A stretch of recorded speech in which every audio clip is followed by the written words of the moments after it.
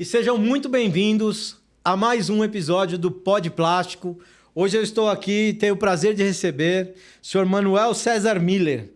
É consultor sênior em inovação e marketing, vendas e desenvolvimento de produtos, com foco em smart packaging, novos materiais e modelos de negócios. Administrador pela FGV, sócio-diretor da Miller Camacho Design, atendendo grandes marcas como Coca-Cola, Ambev, Unilever e Klabin. Foi eleito profissional do ano de embalagem e design, com prêmios no Brasil e no exterior, e presidiu a AB Design por 2 gestões. Também atua como palestrante e professor convidado no Instituto Mauá de Tecnologia. Sr. Manuel, muitíssimo bem-vindo, muito obrigado por estar aqui conosco e faça as honras.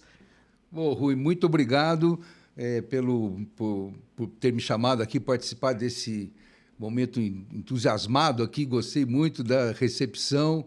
Muito obrigado pela oportunidade de conversar sobre esse novo projeto que a gente está trazendo. Estou me reaproximando do plástico. Eu acho que o plástico é um grande material que permite muito. Eu trabalhei com design, né? Então, o trabalho com design e o plástico foram feitos um para o outro, né? Porque você consegue moldar, criar formas, ter cor, ter sistemas. Então, eu sou um fã do material, do plástico, e espero contribuir para que esse material continue assim, crescendo e atuando e ajudando a sociedade a viver cada vez melhor. É isso aí.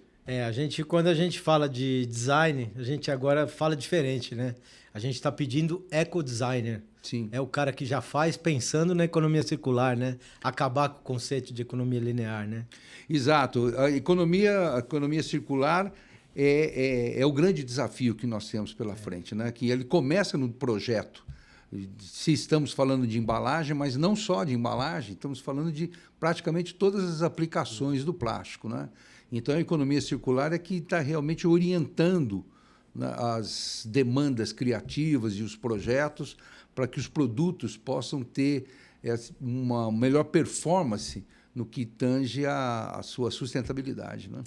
Muito bom. E hoje nós estamos aqui, vamos aprender sobre um novo produto. Para mim é novo, é o Celera. Celera. O Celera é um aditivo biodegradável, a gente pode chamar de biodegradável? Nós chamamos ele de bioaditivo. Ele é um aditivo biológico, né? Ele é um bioaditivo. Então vamos falar, conta um pouquinho do Celera para a gente, por favor. O Celera, como eu falei, ele é um bioaditivo. Então, ele é um aditivo que vem de fontes vegetais. Eles são enzimas que são retiradas de frutas, legumes. Essas enzimas são liofilizadas e inoculadas no plástico. Em resumo, é isso. E para que serve isso, né? O bioaditivo, essas enzimas, esse composto enzimático, ao ser inoculado no plástico, ele vai fazer com que, quando esse plástico tiver contato com certos ambientes, certos micro-organismos que habitam certos ambientes, sim, esses micro-organismos vão atacar, entre aspas, eles vão avançar nesse plástico, porque esse plástico vai virar fonte de energia para alimentar os micro-organismos. Então, nós estamos no mundo, no universo da biotecnologia, sim, com engenharia de materiais, né? Nós estamos juntando essas duas coisas. Então, essas enzimas, o Celera, é o composto enzimático. Tá. Vai no plástico. O plástico, durante a sua vida, o ciclo de vida útil, não acontece nada com ele. Só vai acontecer no momento que esse plástico tiver contato ou no solo ou em ambientes como um aterro sanitário, por exemplo. E quais materiais o Celera atende hoje? Olha, nós já temos testados e certificados o Celera em materiais como o polietileno, que foi o primeiro e é o mais usual, o polipropileno e as suas derivações bioorientadas, né? Sim. O PVC, que é uma conquista mais ou menos recente. O PVC não tinha nenhum, né? Não tinha, não.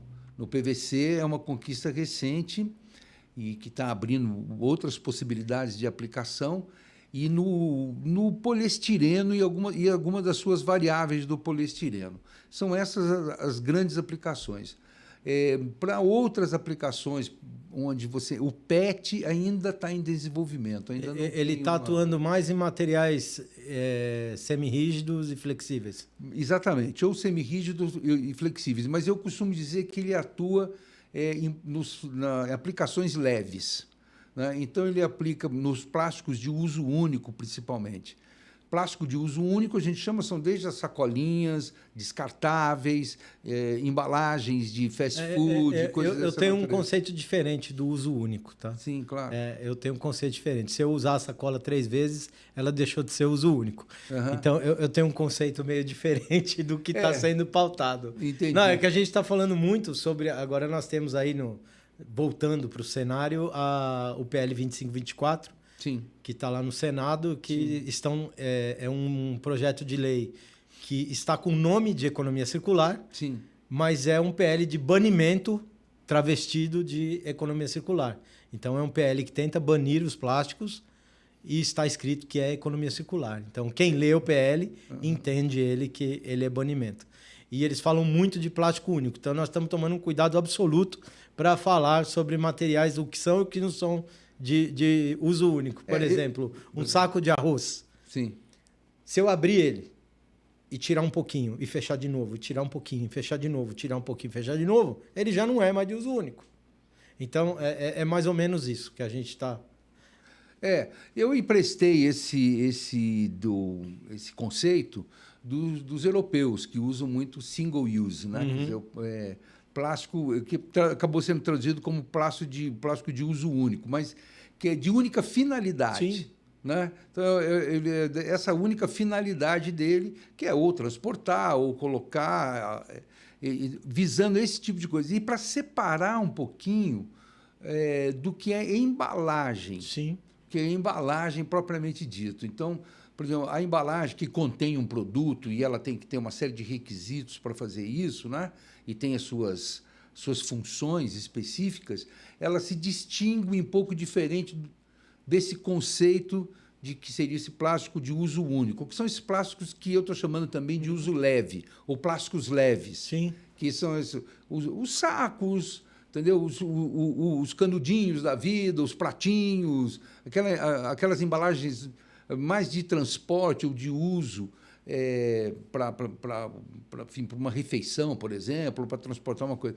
E para diferenciar um pouquinho da embalagem. Né? A embalagem carrega consigo outras funções e outros que é bem interessante a proposta que está sendo lançada, que ela é no pejorativo só do material plástico, né? E de tudo que é produzido no planeta, o plástico representa 0,3%. Então, ele não deve ser o problema do mundo, não é o plástico. A gente tem outros problemas muito mais sérios do que o plástico acontecendo agora e que ninguém está pautando. Por isso que a gente gosta de receber novas tecnologias, Sim. A gente gosta de entender o que está acontecendo. Eu aqui na Termoformadora, eu testo tudo que é material novo que chega, eu Sim. testo porque eu acho extremamente importante a gente estar perto das novas tecnologias, né? Sim. Esse material, o Celera, ele, por exemplo, num PVC, qual o percentual que vai no PVC para ele? Um filme de PVC comum, utilizado em embalagem de alimento para cozinha, sim, por exemplo, que é o mais usual. Wrapping, né? Olha, o que define a quantidade do material é a espessura, a quantidade do Celera, é a espessura que nós estamos trabalhando. Tá. Essa é a quantidade, essa é o parâmetro que você tem para definir. O parâmetro estabelecido que foi testado é na casa de 3% do batch de produção. Tá. Então, no batch de produção, eu vou ter 97% do material e 3% do bioaditivo do Celera. Essa é a regra básica, 3% é a regra básica para quase tudo. Agora, quando chega algumas aplicações, quando você aumenta um pouco a espessura, é muito importante a gente definir e balizar. Ela pode chegar a 5% ou 6% ou 4%, a depender exatamente dessa espessura. E já fiz alguns testes com até 8% para algumas embalagens muito espessas, potes, plásticos, coisas assim. Mas isso tudo são testes que estão sendo desenvolvidos e ainda não estão comercialmente E quando aceitos. sobe o percentual, o material transparente, ele tira a transparência ou não? Não, ele não tira a transparência, mas você tem que tomar um pouco de cuidado, não a transparência, você tem que tomar um pouco de cuidado, às vezes, se você for usar alguma coloração, você tem que equilibrar a cor. Né? Então, o nosso pote, digamos, é azul. Né? Então, quando eu coloco o aditivo, eu tenho que chegar de novo naquele azul. Na hora que eu vou equilibrar a cor, para chegar no tom do azul. Então, talvez você tenha que mexer um pouquinho nessa formulação. Mas, no geral, nesse nível de aplicação de 3%, ele não mexe em nada na estrutura do plástico ou da cor, não acontece nada. A estrutura do plástico e todas as suas características permanecem absolutamente as mesmas. E falando de economia circular, por exemplo, eu tenho um saco desse aí, sim, que está aditivado com o Celera. Sim. Eu vou fazer a reciclagem desse material. Sim. Eu posso reciclar? Pode reciclar. Ele é totalmente reciclável. Então, o seu material ele segue as mesmas características de reciclagem. Mas ele mata o aditivo e tem que readitivar depois? É que é o seguinte, é que aí a gente perde o controle do processo. Tá. Ou seja, nós teríamos que ter um controle muito certo para saber o que foi misturado, o que não foi misturado, como é que está sendo essa reciclagem, as porcentagens e assim por diante. Então, mas o aditivo perde a característica a hora que ele passa no canhão ou não? Não perde. Ele se mantém no material. Ele se mantém, ele fica lá. E vai ter que pôr proporcionar mais, porque você não sabe direito. Então, vamos supor, entramos com um material que é 50% reciclado e que tinha o aditivo e o outro 50% não tinha. Eu tenho que botar 1,5%, tenho que rebalancear o resultado, não é? Para manter essa capacidade de degradação acelerada que ele proporciona para o plástico. Quais as licenças, as normativas que o Celera já possui? Olha, nós temos principalmente as licenças europeias e asiáticas. Tá? Então, e trabalhando as normas padrão, que são as normas como, por exemplo, a STM 5511, que é muito conhecida, sim, que é para degradação em aterros sanitários. Okay. Biodegradação em aterros sanitários. É a degradação anaeróbica, que ela é muito específica e nós desenvolvemos e atingimos e atendemos a exigência da norma. É um método que você tem que atingir certos resultados e nós temos esses laudos comprovando esse resultado. As outras são biodegradações aeróbicas. E aí tem algumas, principalmente europeias, que os europeus investiram muito nessa direção da biodegradação aeróbica no solo. Uhum. Então, você tem, mesmo para compostagem, para degradação em solo, para compostagem, e a compostagem tem 2 níveis de temperatura, um na casa dos 70 graus e o outro na casa dos 30 graus. Aqui nós não temos composteira. Nós não temos isso. Então, eu acho que uma coisa que seria muito bom para a instituição e até para o trabalho da indústria do plástico é se a gente conseguisse normatizar um pouco isso para a gente poder ficar com os corações mais tranquilos, porque nós estamos importando essas normas do exterior. Entendi. Nós temos a norma brasileira ela segue os parâmetros das normas internacionais no que tange a definir a qualificar a biodegradação. E essas certificações, elas são particulares ou elas são de órgãos públicos? Não, elas são particulares, são institutos. Alguns institutos têm envolvimento do Estado. Né? Então, por exemplo, a Implas, que é um instituto muito grande, muito reconhecido na Europa, que é espanhol, o governo espanhol faz parte, é como se fosse um IPT. Tá. Né? Como se fosse um IPT aqui. Então, mas a indústria participa muito ativamente lá e ele tem uma administração independente. E esse material ele é consolidado na Europa já? Ele está em grande evolução na Europa. Quem tem o licenciamento desse material na Europa é a Repsol, tá, que é uma grande dispensa apresentação. Dispensa apresentação. A Repsol é muito cuidadosa, ela investiu 3, 4 anos. Para nós, que somos eu sou o representante da tecnologia no Brasil, sim, então, para a startup que desenvolveu a tecnologia, a entrada da Repsol foi uma grande alavancagem, sim, porque a Repsol colocou recursos e permitiu, então, fazer uma série de testes e uma série de certificações. muitas dessas certificações que eu falei agora, notadamente a biodegradação em solo, foi a Repsol que financiou os estudos. E na questão da biodegradação, a não migração, ele tem laudo não migratório? Tem o laudo. Eu posso falhar o número da norma europeia, mas ele tem. Tem uma norma europeia que você define 3 coisas dentro dela. Eu acho que é 13432. É uma norma europeia específica para isso, que você define se tem metais pesados, se não tem metais pesados, se migra o metal, se não migra, o que migra ou não, portanto, se tem contato com alimento ou não, e a reciclabilidade. Eles estão juntos porque se você usar você precisa saber que material que você está colocando para reciclar. Esse material não contém nada de metal pesado. Nada de metal pesado, só se você colocar. Certo. Se você colocar, por exemplo, a tinta. Tá, ok. Tá? Então, agora, se você tiver esse cuidado, você não usar uma tinta sem metal pesado, tintas vegetais, tem uma série de opções. Sim. Você mantém o teu produto final dentro dessa norma. E a degradação desse material? Então, ele se dá no aterro sanitário. Principalmente... É o ambiente propício para ele se degradar. É um ambiente propício, apesar dele poder ser degradado num solo, biodegradado no solo. Solo enterrado. Solo enterrado ou no solo, superficialmente, porque daí tem uma coisa que chama intemperismo, que é a influência do ambiente externo, né? Da umidade, temperatura, água, sol, exatamente, sol, chuva, etc., no material que está ali. Ele tem essas certificações, pode ser colocado ali.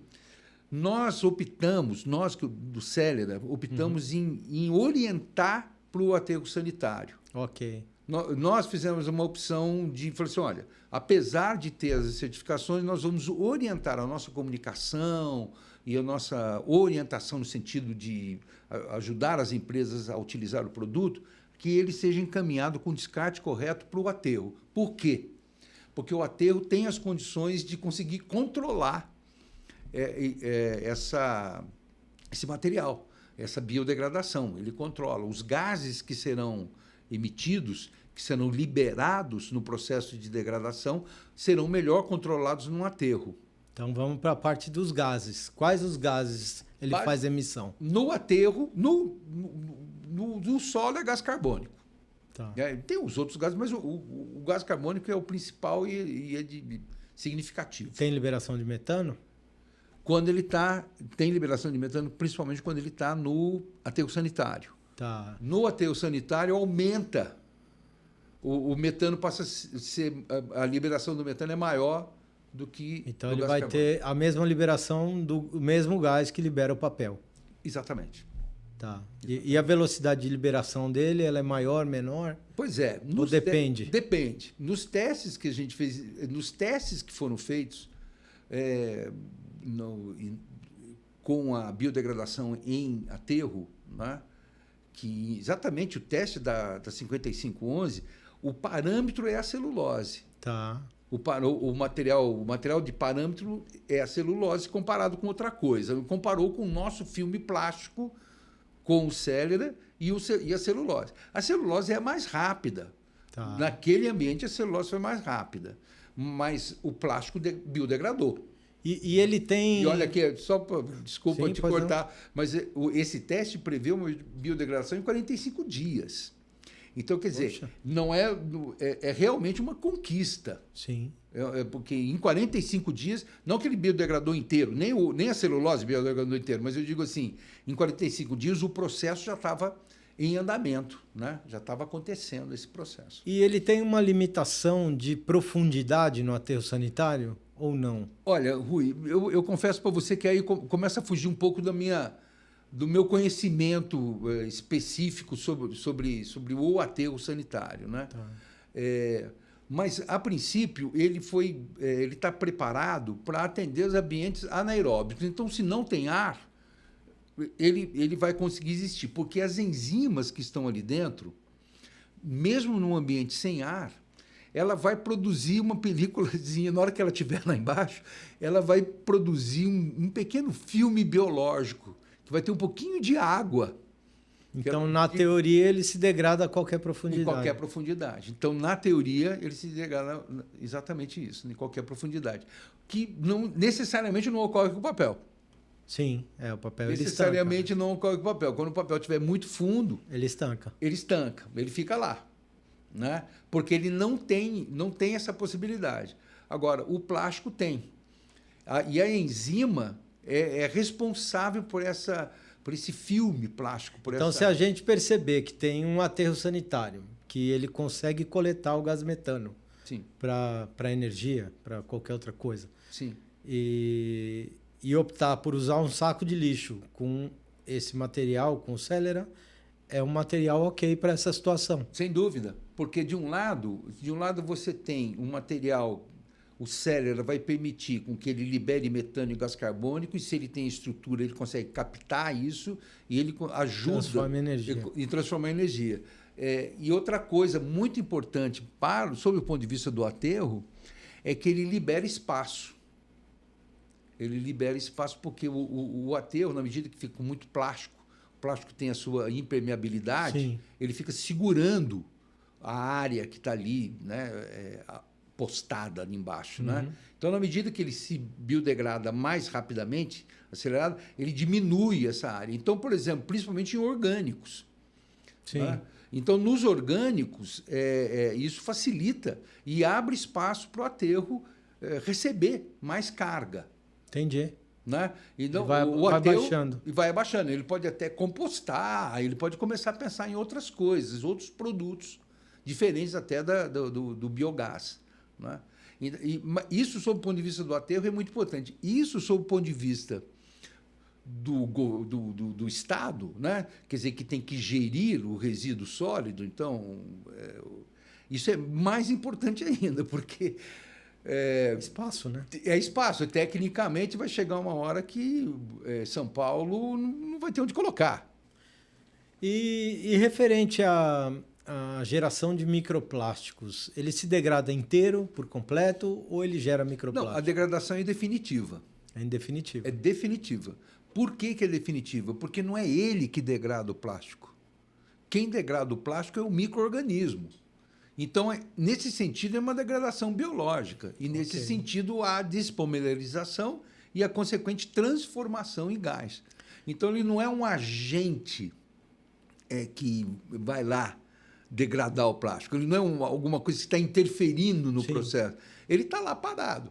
Ele é um... Aí você vai lá e dá uma cutucada nele e fala, vai, trabalha aí. O micro-organismo.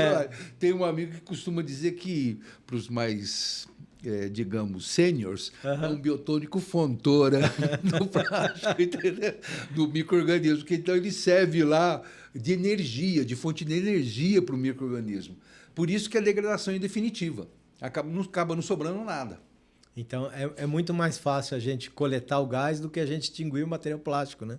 Não, sem dúvida. Não, mas aí entra uma camada do conceito de economia circular. Né? Porque você consegue, do berço até o final, utilizar, né? Totalmente isso daí.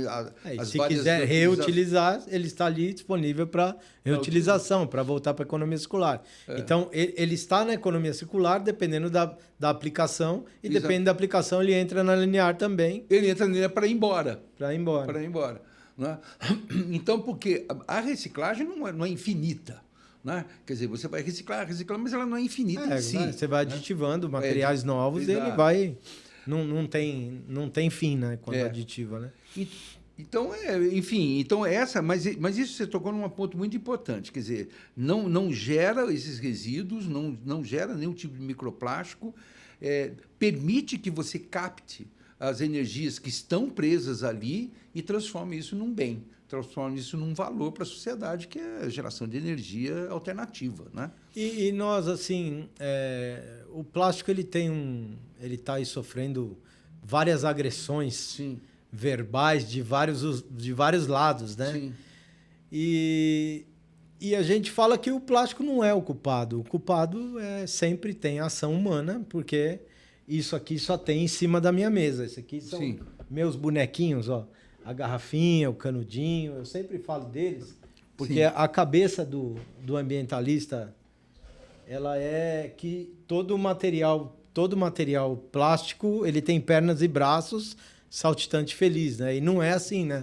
Para ele parar no rio, no oceano, Na praia. ele tem que ter uma ação humana, independente de qual seja ele. Sim.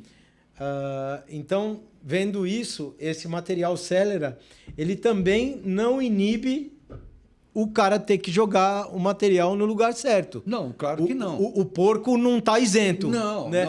não, A gente não gera o isentão, né? Olha, para você ver, se você me permite, Oh, por favor. eu vou te mostrar. Essa aqui é uma sacola promocional que a gente produziu para promover o nosso produto. Né? Espero que a luz aqui não interfira. Não, dá para ver. Dá para ver? Não sei como é que eu posso mostrar, mas eu vou mostrar começar por aqui. Pode levantar que a do meio aqui, ela consegue... Tá bom. Olha, então tá bom aqui. Olha só como é que a gente fez a promoção, como é que é a nossa mensagem. Use, reuse. Use, reuse e descarte no lixo, nunca na natureza. Então nós estamos procurando dar a orientação correta para o consumidor. Isso daqui é voltado lá para o lojista, para o varejo, para o consumo. E aí diz, com descarte correto, essa sacola plástica pode desaparecer no aterro em até 6 meses e se transformar em biogás. É o centro da nossa mensagem. Ok. Né? E aí, por isso, nunca na natureza. Então, existe, de fato, uma questão envolvendo vamos dizer, a educação, o comportamento do consumo, dos consumidores em relação a qualquer lixo, e o plástico é o que é o mais vistoso, porque também possivelmente, né? Porque ele é o mais volumoso, ele é o que aparece mais, é o mais bonito, né? Então ele aparece mais. E eu acho que aqui, agora eu vou falar como designer, não vou falar mais como aqui o Celera, né, na parte de biotecnologia, ou enfim, explorar aqui o produto, mas como designer. Nós que eu digo assim, a sociedade, ela incentivou demais a conveniência e a praticidade no uso. E o plástico, inclusive, foi um material que atende demais à praticidade, porque ele é leve, ele é fácil, adquire várias formas. Agora estou falando como designer. Sim. Né? Então, ele dá muitas possibilidades. Você pode fazer muita coisa com ele. Ele é o terror do concorrente. Os concorrentes estão em pânico por esse motivo. Não tem essa flexibilidade. Uma lata, um vidro, não tem, nunca terá. Né? Então, esse ponto a favor do plástico, ele atendeu a uma sociedade crescente, afluente de consumo, que dos últimos 40, 50 anos ou mais, desde a Segunda Guerra para cá, vamos dizer, Sim. Essa sociedade aprendeu a conviver, ela entendeu o consumo como sendo uma coisa muito prática, conveniente e descartável. A noção de descartável foi muito introjetada na cabeça das pessoas, e só que o descartável não é mais possível ser assim.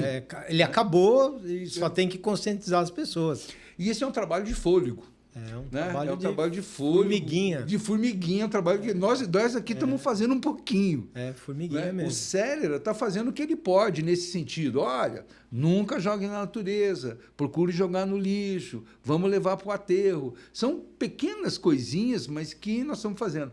Nós temos até um projeto que é a nossa ideia, na medida que o Celera se torne um pouco mais, vamos dizer, consistente sob o ponto de vista dos negócios, né? As suas vendas começam a gerar um pouco mais de receita, parte dessa, já fizemos isso, parte dessa receita, ela vai ser destinada à comunicação, e vai destinada à comunicação com educação. Excelente. Então, parte dela, nós já fizemos isso. A produção dessa sacola já foi dentro desse princípio. Nós fizemos uma animação para as pessoas, para montar na escola, para colocar em qualquer lugar, para qualquer pessoa entender o que é o produto e por e qual que é o benefício que ele traz. Eu vou te fazer uma pergunta, como eu estou tendo contato com esse material agora, pela primeira vez. Quais as diferenças, as características que ele tem diferentes do Oxibio? Sim, são muitas diferenças, né? A principal delas é o conceito. Tá? O conceito do bioaditivo. Né? O bioaditivo, como eu reforço, são as enzimas que vão despertar o micro-organismo. Não é necessariamente, não é esse o conceito do OX. O OX é um agente que procura, que no determinado momento vai quebrar a cadeia polimérica. Sim. E isso, às vezes, pode demorar.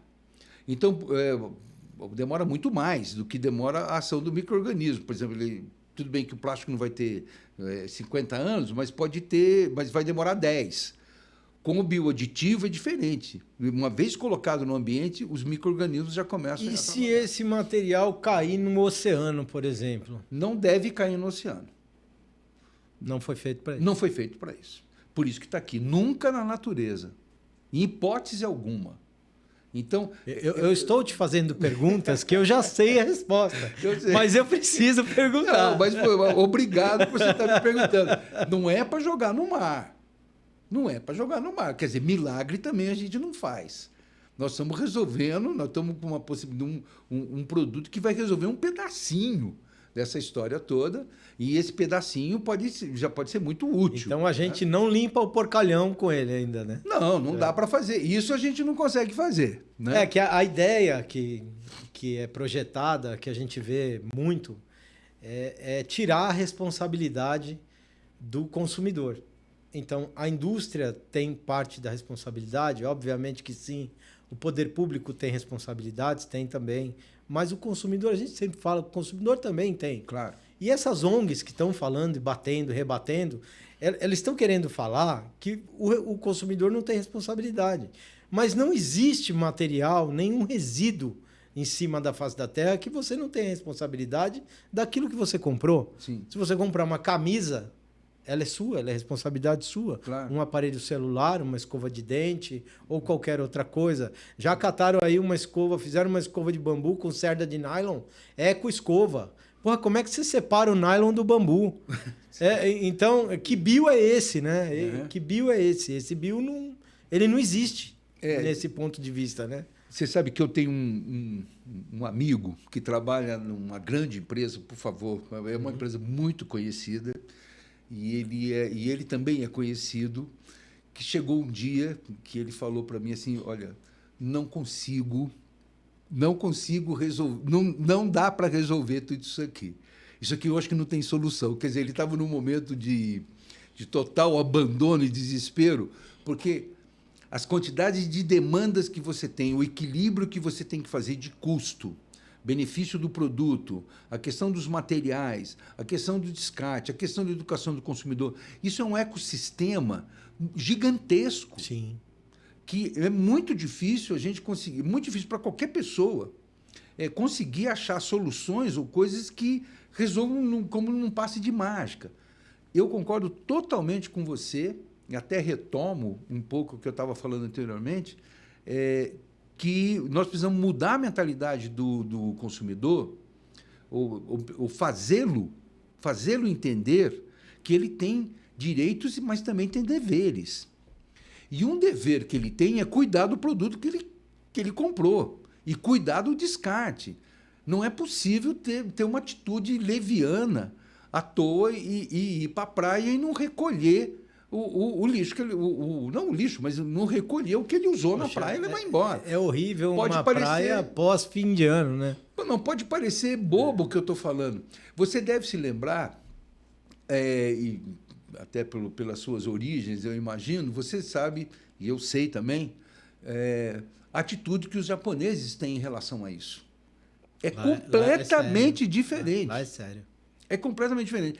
Quando eles vieram para a Copa aqui de 2014, de 11 anos atrás, eles deram um show aqui. Deram, mas é o habitual deles. Aquilo é o dia a dia. Eles não fizeram nada fora do regramento diário. Mas os nossos consumidores precisam aprender. Mas eles ficaram loucos, né? Falando, nossa, o que é isso? Então, aproveitando você que ainda não nos segue e está curtindo o nosso papo aqui, por favor, segue, deixa o seu like e a gente vai continuar o nosso papo. Deixa a sua opinião. Tem que deixar um comentário. E em relação aos japoneses, eles fizeram o normal. Então, aqui, o que nós percebemos? Temos um grupo de empresários. Sim. nós abrimos um instituto que chama Instituto Sou do Plástico. Sim. O nosso sou é sou de alma, sou que a gente fala que a alma do plástico é circular, que a gente defende a circularidade do plástico. Sim. E o destino correto pós-uso. O pós-uso é o mais importante. Nós temos aí milhares de catadores, falam em um número aí, perto de 1 milhão de catadores que vivem. A receita das cooperativas 60, 70, depende da cooperativa, 80% da renda dela é proveniente de materiais plásticos. Então, se nós destinarmos o nosso resíduo para o local correto, qualquer que seja ele, plástico, aço, vidro, qualquer que seja ele, papel, ele vai fazer renda para alguém. Alguém vai usufruir daquilo. Sem dúvida. Então, nós temos o Instituto Sou do Plástico, que a gente trabalha com educação. Então, nós entramos lá na base agora. Sim. Nós estamos fazendo o projeto do 1º ao 5º ano do ensino fundamental, com economia circular, e do 1º ao 3º ano do ensino médio. Aí é um projeto um pouco mais avançado, mas sempre falando de economia circular, inclusão, tem aula de administração, tem inclusão, tem tudo dentro dos projetos. Eles são projetos completos e a gente começou a espalhar agora esses projetos. E estamos buscando, obviamente, empresas a participarem. As empresas que estão vindo também, obviamente, são empresas que são ligadas ao setor do plástico. Sim. Mas nós estamos falando de educação, Sim. que é a base. A gente começou uma discussão aqui, a primeira coisa que nós falamos foi sobre educação. Exatamente. Agora, no meio da nossa conversa, Voltou. é educação.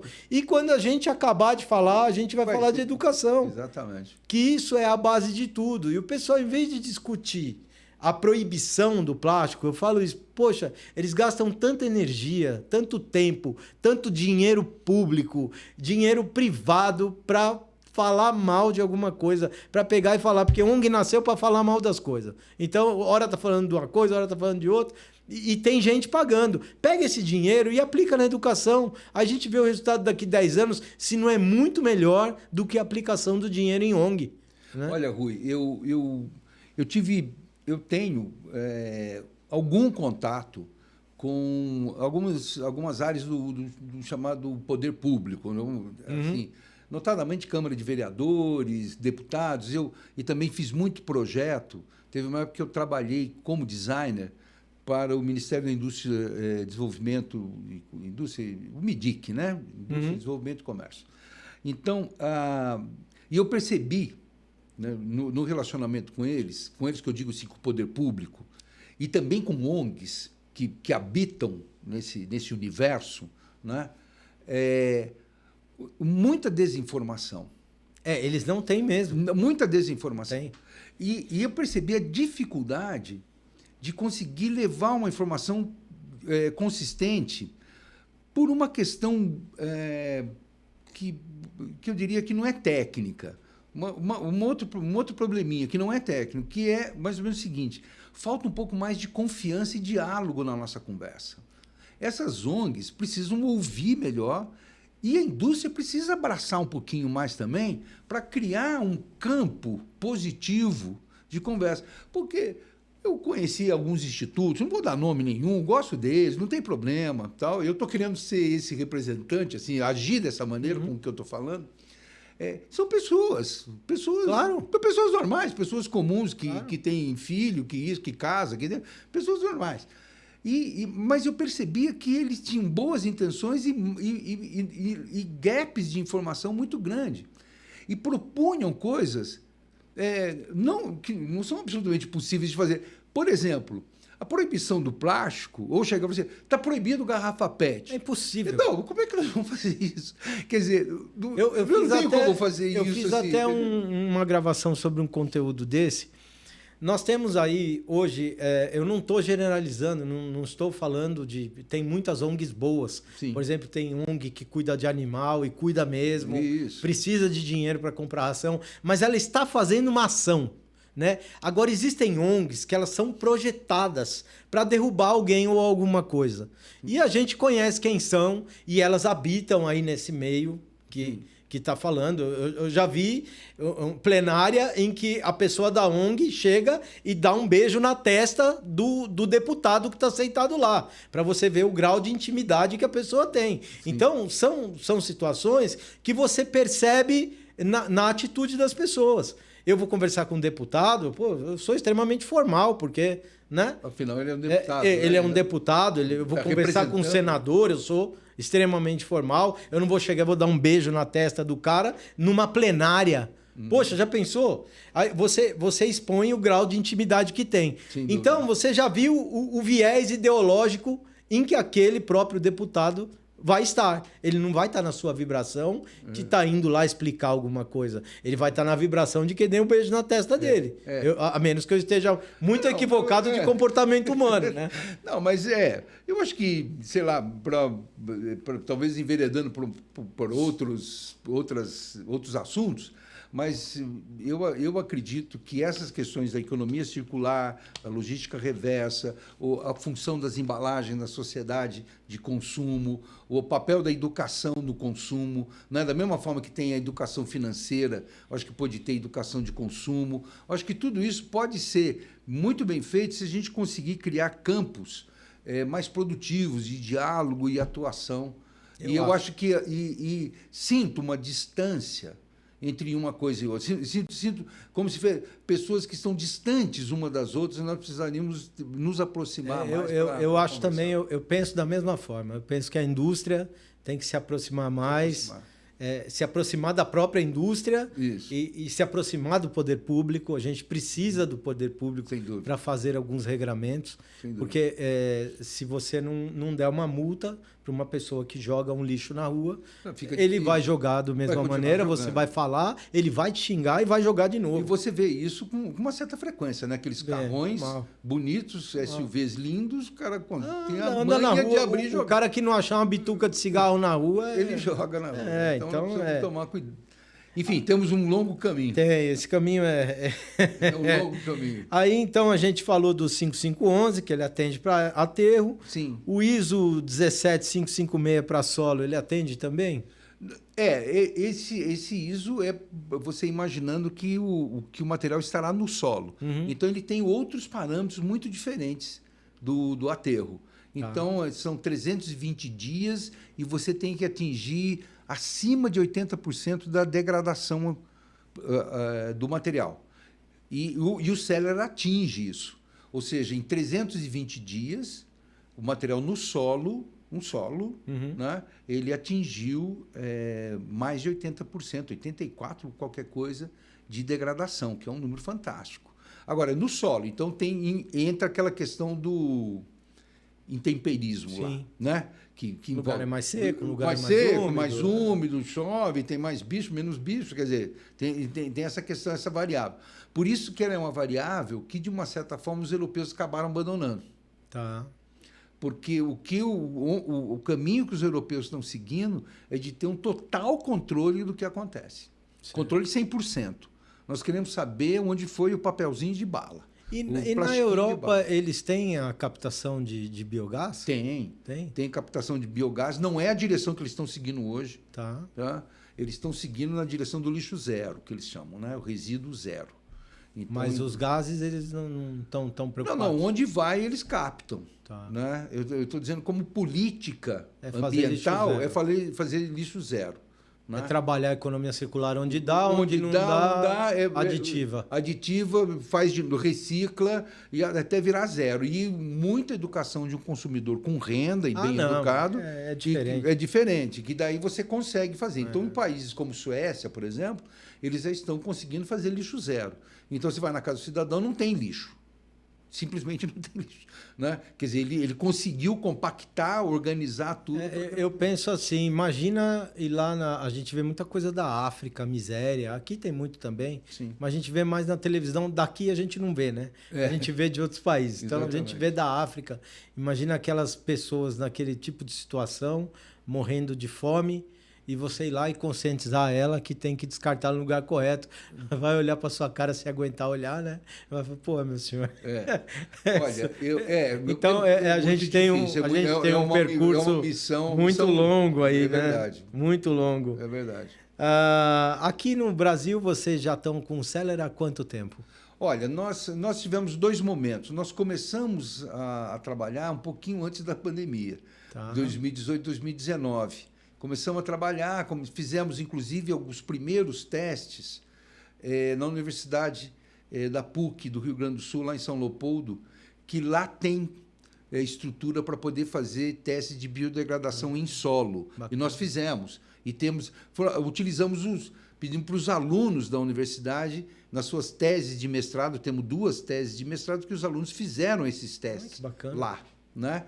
E nós temos esses resultados e obteve-se a biodegradação aqui no Brasil para solo. Quando a gente fala solo, é solo aberto, tem os parâmetros, mas significa solo aberto aeróbico, né? E aí nós começamos a fazer e fizemos esses testes lá, mas aí veio a pandemia e desorganizou o nosso processo.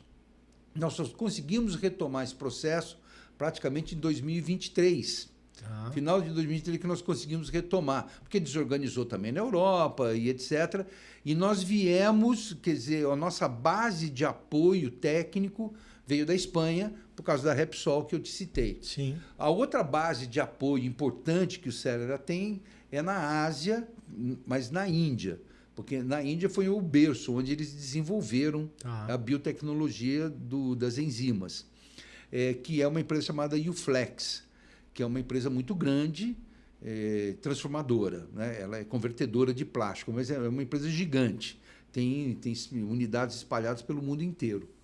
E a Uflex é que cuida da Ásia, né? Da aplicação do aditivo lá. E eles são tecnicamente, muito rigorosos. Testam tudo, para tudo, e eles estão desenvolvendo e estão lá na Ásia, na mesma linha que nós aqui. Produtos descartáveis, sabe? Esses plásticos muito leves, que é difícil de você reciclar, que é difícil de você colocar isso na economia circular. Então, esses plásticos aí é onde eles estão indo primeiro. Nos materiais multicamada vai também, não? Vai, mas nós ainda não temos que testar mais. Por exemplo, para colocar, vamos supor, num plástico laminado PE, não vou ter muito problema. Sim, o problema acontece aditivar demais, né? Se colocar muito aditivo ali dentro, ou se tiver muitos outros elementos ou combinações de materiais mais complicadas. Ainda necessita de validação. Eu preciso de validação, eu não tenho. Então, eu sei que tem umas linhas de filmes PET bastante sofisticadas, com aditivos muito sofisticados, que estão surgindo aí no mercado, né? No mundo inteiro está surgindo. Nós não temos validação para isso. Aí o Flex pesquisa isso, porque ela tem interesse nesses PETs mais sofisticados. Aí conta para mim, a gente estava batendo um papo aí, a gente estava falando de hospitais, né? Sim. Os hospitais, puxa, são usuários assíduos de plástico, como tem que ser, e o plástico não vai sair lá de dentro. E mesmo o cara que fala mal do plástico, ele só quer plástico dentro de um hospital. Sim. Né?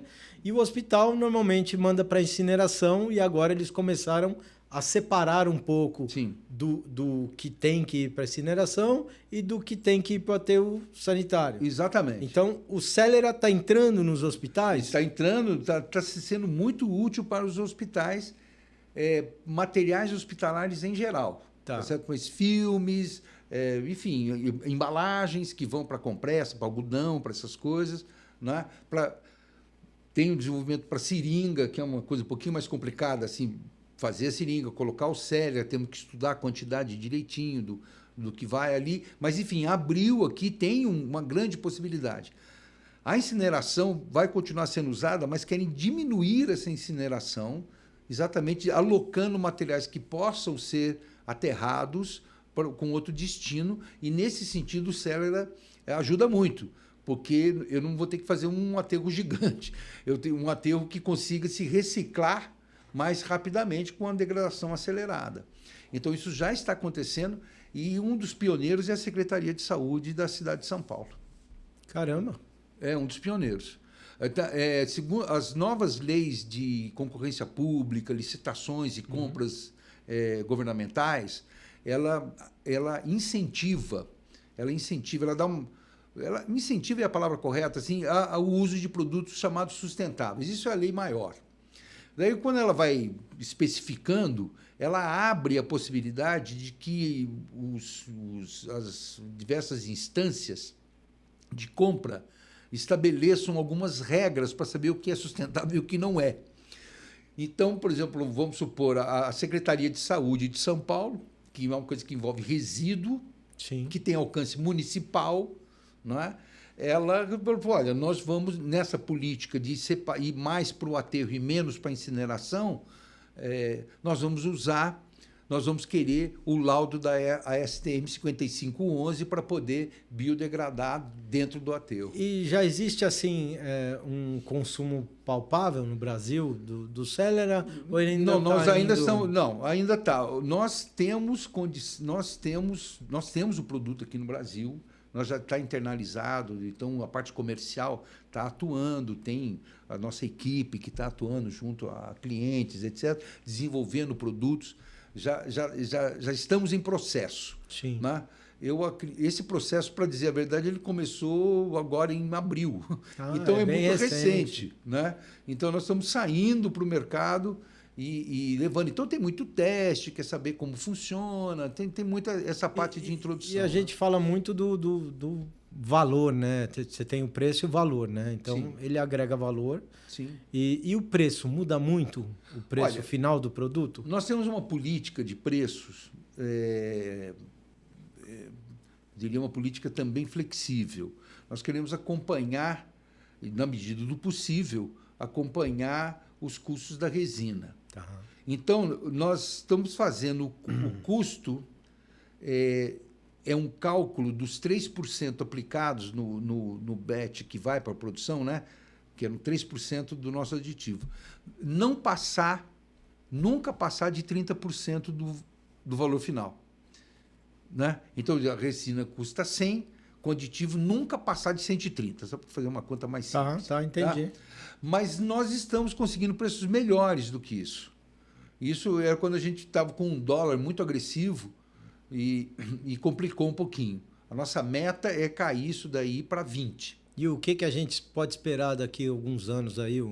Produzir no Brasil. Consumo em larga escala disso? Bom, você imagine, se todo o plástico chamado então plástico de uso único, plástico leve, usar 3%, nós vamos ter muito trabalho pela frente, que é um mercado muito grande. A ponto que só vai viabilizar se a gente tiver um laboratório aqui no Brasil fazendo. Porque o laboratório que faz a enzima e liofiliza e inocula no pelletzinho, né? Esse pelletzinho aqui, ó. Isso aqui é a enzima. Esse aqui vai ficar para mim, né? Vai. Ó, esse aqui é a enzimazinha. Ó, cheira ela tem um cheirinho de alimento. É mesmo, olha. É a enzima que está aí. Se parar perto de uma criança, ela come. Não, mas não é. Se comer, não vai acontecer nada. Só não pode comer muito. Mas se comer, não vai. Mas ela é o cheirinho da enzima que está inoculado. Que barato. Foi cheiroso mesmo. Aí, com o tempo, ela sai, ela dissolve. Esse cheiro vai embora. Mas a enzima está aí. Mas o que eu estava dizendo a ideia é trazer, porque isso é um laboratório, que nem uma farmácia de manipulação para fazer isso aí. Você está entendendo? Não é uma fábrica, assim, no conceito tradicional. Então, é um laboratório muito delicado. Então, isso é feito na Espanha e é feito na Índia hoje. E, quem sabe, a gente venha fazer no Brasil. Poxa, que bacana. Espero que dê tudo certo. Porque aí nós vamos conseguir reduzir o custo. Na verdade, a importação não é tanto inibidora, mas a questão do transporte, que você tem que pagar, o imposto não é alto. Então, sabe, não é isso que inibe o preço. mas é a disponibilidade. Mas o transporte também é um problema porque a gente faz mais emissão de gases, né? Sem dúvida. Sem dúvida. É mais uma coisa queimando. É mais uma coisa queimando. Então, você está aqui, queima menos. Queima menos. Aí a gente consegue. Nosso material está aqui em São Paulo, nós temos um pouco em São Paulo e um pouco em Santa Catarina, já está disponível para as empresas. Nós já entregamos algumas coisas para essas empresas que já estão produzindo e o produto está para sair. Ele só não está ainda no mercado. E esse mercado que a gente citou agora dos hospitalares está puxando. Poxa, que bacana. Puxando, por exemplo, embalagem para fralda geriátrica. A fralda é aterro. O que vai fazer com a fralda? É aterro. Você está entendendo? Então a embalagem já vai tudo, está entendendo? Entendi. Sabe? Então tem certas coisas que não tem muito jeito, né? Então, então eles estão buscando essas soluções, né, mais completas e está avançando. Que bom a gente conhecer mais um produto que ajuda aí o nosso ecossistema, né? É isso mesmo. E existe alguma pergunta? A gente já está se encaminhando para um outro lado do podcast. Sim. Tem alguma pergunta que eu não fiz e que o senhor gostaria de abordar? Olha, não, a gente teve uma boa conversa. Uma né? boa primeira. Teremos mais. Conversa, teremos mais. Eu acho que a gente teve uma boa conversa, mas eu queria deixar um recado, então. Por favor. Né? Eu queria deixar um recado. Nós estamos diante de uma inovação. Sim. Nós estamos diante de uma inovação. Essa inovação na área da biodegradação, do plástico, ela sofreu um trauma. Porque, assim, estou falando de maneira muito honesta e sincera, até onde eu sei, a entrada do Oxi e o banimento do Oxi, notadamente na Europa, aqui não aconteceu isso, mas na Europa aconteceu, e na Ásia tem muitas restrições à utilização do Oxi, acabou traumatizando um pouco o mercado. O mercado que eu digo, assim, os próprios plastiqueiros ficaram traumatizados. Pô, mas lá vem isso é biodegradação, e fica com medo, será que é greenwash? Será que nós estamos aí entrando de novo numa roubada? Tal. Então, eu sinto que esse oxitrauma, você está entendendo? Ele está pegando. Né? Então, o recado, eu disse, olha, é o seguinte, não é oxi, não gera microplástico, dá uma abertura para que teste o produto, experimenta, vamos fazer. Então, alguns já pegaram os seus produtos, já enterraram lá do jardim de casa. Eu vou enterrar isso aqui, pode ter certeza. Eles já fizeram isso para poder, vamos fazer, e ficaram mais assim, abertos, estão mais abertos a entender essas certificações, a entender esses métodos, até uma hora que a indústria, principalmente, consiga normatizar novamente. Eu penso que a emissão de gases ela é um problema e precisa ter locais adequados para que tenha coleta realmente dessa energia que está sendo dispensada. É uma energia, né? É verdade. Aqui a gente queima, né? Põe fogo, vai embora. Vai embora. Então, deveria ter, ainda não temos. Mas são soluções que elas devem acontecer ao longo dos anos. Né? Mas você sabe, Rui, tem empresas, a Horizon ou Horizon, não sei exatamente como é que eles gostam, né, de falar, mas para mim é Horizon. Ela é uma empresa de aterros sanitários, uma empresa ambiental. Né? Eles já têm, salvo engano meu, 12 unidades de grande porte, sendo 3 em São Paulo, grandes, e outras... pelo Brasil, no Ceará, inclusive, eles estão investindo pesadamente, são alguns bilhões de reais para captar essa energia e transformar isso em energia elétrica. Bacana, isso é uma coisa pesada. Então, já existe iniciativa. No Ceará, praticamente, todos os aterros mais recentes, que é um número razoável, já tem o biodigestor.